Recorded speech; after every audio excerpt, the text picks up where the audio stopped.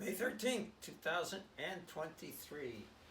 I did a little work on my door this morning.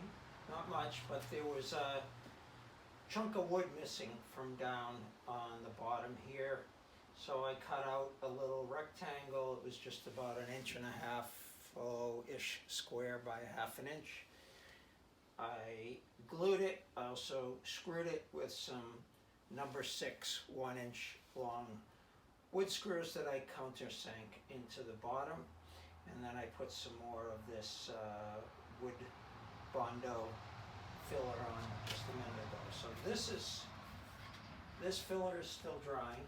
I'm going to sand it with this tool. I'm kind of excited. I bought this for Carol for, I think, Christmas some years ago, 4, 5, 6 years ago. It's called Festool. Where is it? Right there. Festool. Really, really well built tools that integrate vacuum with a good size collection bag. This can go on either rotating or oscillating. I'm going to start out on oscillating with 80 grit paper and see how it comes out.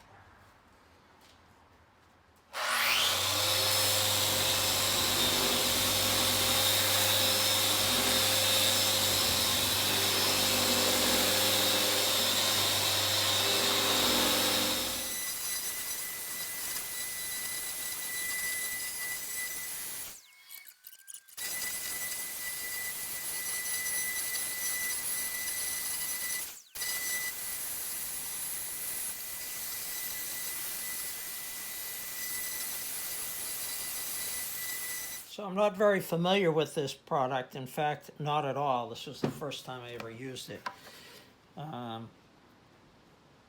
And apparently, if you put it on too thick, the top of it that's exposed to the air will dry, but what's underneath stays wet.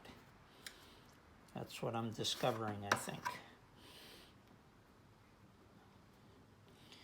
So there's probably a whole lot of wet stuff underneath here.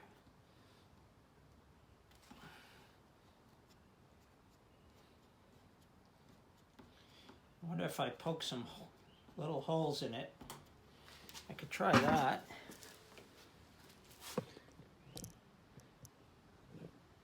What I could try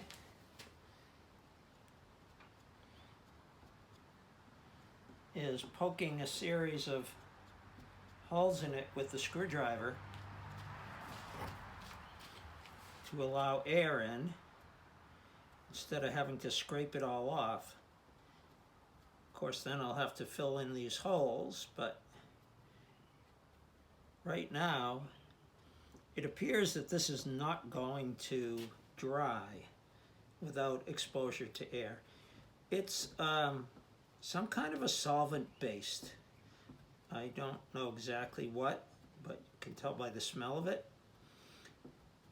Not water based as far as I could tell, and certainly not a chemical curing process such as epoxy. Some kind of an epoxy material would have been better for this, because it would have cured as opposed to drying, or not drying in this case.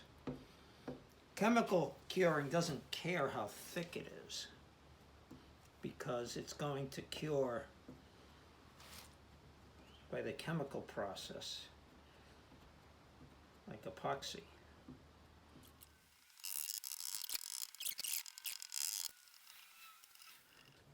Okay, I'm going to do more sanding.